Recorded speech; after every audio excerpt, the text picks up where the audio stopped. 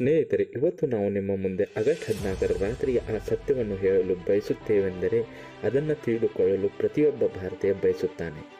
ಆ ರಹಸ್ಯ ಅದರಿಂದ ಹಿಂದೂಸ್ತಾನದ ಇತಿಹಾಸ, ಭೂಗೋಳ ಮತ್ತು ಭವಿಷ್ಯವನ್ನು ಬದಲಾಯಿಸಿಬಿಟ್ಟಿತು. ಆ ರಾತ್ರಿ ಸ್ವಾತಂತ್ರ್ಯದ ರಾತ್ರಿಯಾಗಿತ್ತು. ದೆಹಲಿಯಲ್ಲಿ 14 ಆಗಸ್ಟರ ಸಂಜೆಯಿಂದಲೇ ಜೋರಾಗಿ ಮಳೆಯಾಗುತ್ತಿತ್ತು. ರಾತ್ರಿ ಸುಮಾರು 9 ಗಂಟೆಯ ಹೊತ್ತಿಗೆ ರಾಯ್ಸೇನಾ ಹಿಲ್ಸ್ನಲ್ಲಿ ಸುಮಾರು 5 ಲಕ್ಷ ಜನಸಾಗರ ನೆರೆದಿತ್ತು. ರಾತ್ರಿ 10 ಗಂಟೆಯ ಸಮಯಕ್ಕೆ ಸರ್ದಾರ್ ವಲ್ಲಭಭಾಯಿ ಪಟೇಲ್, ಜವಾಹರ್ಲಾಲ್ ನೆಹರು, ಡಾಕ್ಟರ್ ರಾಜೇಂದ್ರ ಪ್ರಸಾದ್ ಮತ್ತು ಮೌಂಟ್ ಬ್ಯಾಟನ್ ರವರು ವೈಸ್ರಾಯ್ ಹೌಸ್ಗೆ ಬಂದರು. 14 ಆಗಸ್ಟ್ 1947ರ ಆ ರಾತ್ರಿ 12 ಗಂಟೆಯಾಗಲು ಸ್ವಲ್ಪವೇ ಸಮಯ ಬಾಕಿ ಇತ್ತು. ಆಗ ಪಂಡಿತ್ ಜವಾಹರ್ಲಾಲ್ ನೆಹರು ಅವರು 2 ಸಾಲುಗಳನ್ನು ಹೇಳುತ್ತಾ ತಮ್ಮ ಭಾಷಣವನ್ನು ಆರಂಭಿಸಿದರು. At the stroke of the midnight hour, when the world sleeps, India will awake to life and freedom. ಕೆಲವೇ ನಿಮಿಷಗಳಲ್ಲಿ 12 ಗಂಟೆ ಆಯಿತು ಮತ್ತು 15 ಆಗಸ್ಟರ ಆ ದಿನ ಭಾರತೀಯ ನಾಗರಿಕರಿಗೆ ಖುಷಿಯನ್ನು ನೀಡಿತು. 190 ವರ್ಷಗಳ ನಂತರ ಬ್ರಿಟಿಷ್ ಆಳ್ವಿಕೆಯಿಂದ ಭಾರತ ಸ್ವತಂತ್ರಗೊಂಡಿತು. ಆದರೆ ಈ ಖುಷಿಯ ಜೊತೆ ಅಷ್ಟೇ ದುಃಖವೂ ಇತ್ತು.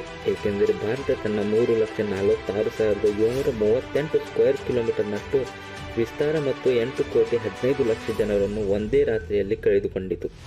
ದೇಶ 2 ಭಾಗಗಳಾಗಿ ವಿಭಜಿಸಲಾಯಿತು, ಹಿಂದೂಸ್ತಾನ್ ಮತ್ತು ಪಾಕಿಸ್ತಾನ್. ಹಿಂದೂಸ್ತಾನ್ ಹೀಗೆ ಸ್ವತಂತ್ರವಾಗಿಲ್ಲ. 15 ಆಗಸ್ಟ್ನ ಬಹಳ ಹಿಂದೆಯೇ ಬ್ರಿಟಿಷ್ ಆಳ್ವಿಕೆಯ ಅಂತ್ಯ ಶುರುವಾಗಿತ್ತು. ಮಹಾತ್ಮ ಗಾಂಧೀಜಿಯ ಜನಾಂದೋಲನದಿಂದಾಗಿ ದೇಶದಲ್ಲಿ ಹೊಸ ಕ್ರಾಂತಿ ಶುರುವಾಗಿತ್ತು. ಒಂದು ಕಡೆ ಸುಭಾಷ್ ಚಂದ್ರ ಬೋಸರ ಆಜಾದ್ ಹಿಂದ್ ಸೈನ್ಯ ಬ್ರಿಟಿಷರಿಗೆ ದೊಡ್ಡ ತಲೆನೋವಾದರೆ, ಮತ್ತೊಂದು ಕಡೆ 2ನೇ ಮಹಾಯುದ್ಧದ ನಂತರ ಬ್ರಿಟಿಷ್ ಸರ್ಕಾರಕ್ಕೆ ಆಳ್ವಿಕೆ ಮುಂದುವರಿಸುವ ಹುರುಪು ಇರಲಿಲ್ಲ. ಭಾರತದಲ್ಲಿ ಆಳ್ವಿಕೆಯ ಅಂತ್ಯ ಮಾಡಲೆಂದೇ ಲಾರ್ಡ್ ಮೌಂಟ್ ಬ್ಯಾಟನ್ರನ್ನು ಭಾರತದ ಕೊನೆಯ ವೈಸರಾಯನಾಗಿ ನೇಮಿಸಲಾಯಿತು. ಬ್ರಿಟಿಷರು ಭಾರತವನ್ನು 3 ಜೂನ್ 1948ರ ದಿನ ಸ್ವತಂತ್ರಗೊಳಿಸಲು ನಿರ್ಣಯಿಸಿದ್ದರು. ಆದರೆ ಮಹಮ್ಮದ್ ಅಲಿ ಜಿನ್ನಾ ಪಾಕಿಸ್ತಾನ ಎಂಬ ಹೆಸರಿನ ಬೇರೊಂದು ರಾಷ್ಟ್ರವನ್ನು ರೂಪಿಸಲು ಹಠ ಮಾಡಿದರು. ಈ ಕಾರಣಕ್ಕೆ ದೇಶದ ಹಲವೆಡೆ ಹಿಂಸಾತ್ಮಕ ಪ್ರತಿಭಟನೆಗಳು ನಡೆದವು. ಇದನ್ನೆಲ್ಲ ಗಮನಿಸಿದ ಬ್ರಿಟಿಷರು ಭಾರತವನ್ನು ಆದಷ್ಟು ಬೇಗ ಸ್ವತಂತ್ರ ರಾಷ್ಟ್ರ ಎಂದು ಘೋಷಿಸಲು ಇಚ್ಛಿಸಿದರು. ಏಕೆಂದರೆ ಇವರಿಗೂ ಕೂಡ ಭಾರತವನ್ನು ಒಂದೇ ರಾಷ್ಟ್ರವಲ್ಲದೆ 2 ರಾಷ್ಟ್ರಗಳಾಗಿ ವಿಭಜಿಸುವ ಕುತಂತ್ರವಿತ್ತು. ಸ್ನೇಹಿತರೆ, ಸ್ವಾತಂತ್ರ್ಯಕ್ಕಾಗಿ 15 ಆಗಸ್ಟನ್ನು ಏಕೆ ಆಯ್ಕೆ ಮಾಡಿಕೊಂಡಿದ್ದರು? ಏಕೆಂದರೆ ಕೇವಲ ಭಾರತೀಯರು ಶುಭ ಮತ್ತು ಅಶುಭಗಳ ಬಗ್ಗೆ ಯೋಚಿಸುತ್ತಿರಲಿಲ್ಲ. ಬ್ರಿಟಿಷರು ಕೂಡ ಇದನ್ನು ನಂಬುತ್ತಿದ್ದರು.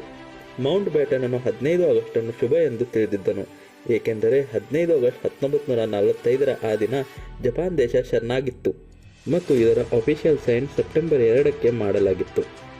ಹಾಗಾಗಿ 15 ಆಗಸ್ಟ್ ಮಿತ್ರ ರಾಷ್ಟ್ರಗಳಿಗೆ ಶುಭ ದಿನ ಎಂಬುದು ಬ್ಯಾಟನನ ಯೋಜನೆಯಾಗಿತ್ತು.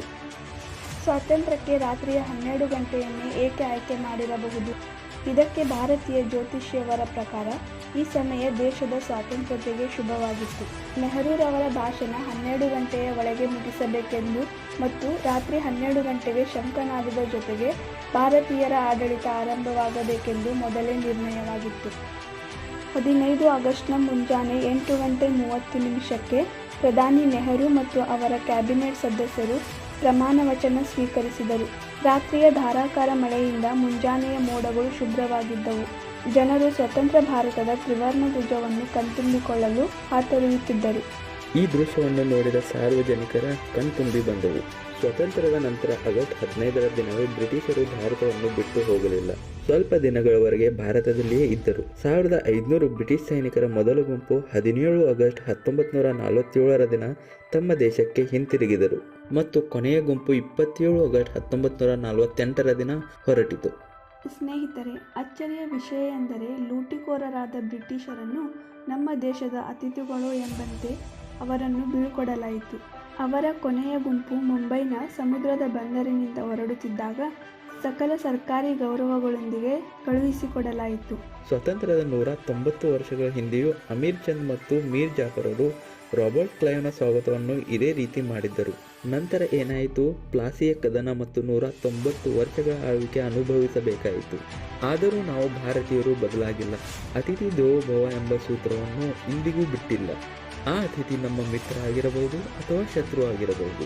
ಸ್ನೇಹಿತರೆ, ಇವತ್ತಿಗೆ ಇಷ್ಟೇ. ನಮ್ಮ ದೇಶದ ಸ್ವಾತಂತ್ರ್ಯ ಕಥೆಯನ್ನು ಶೇರ್ ಮಾಡುವುದು ನಿಮ್ಮ ಜವಾಬ್ದಾರಿಯಾಗಿದೆ ಮತ್ತು ಈ ವಿಡಿಯೋವನ್ನು ಆದಷ್ಟು ಲೈಕ್ ಮಾಡಿ. ಸ್ನೇಹಿತರೆ, ಒಂದು ವೇಳೆ ನೀವು ಚಾನಲ್ಗೆ ಹೊಸಬರಿದ್ದಲ್ಲಿ ಖಂಡಿತ ಸಬ್ಸ್ಕ್ರೈಬ್ ಮಾಡಿ ಮತ್ತು ಯಾವಾಗಲೂ ಖುಷಿಯಾಗಿರಿ. ಜೈ ಹಿಂದ್, ವಂದೇ ಮಾತರಂ.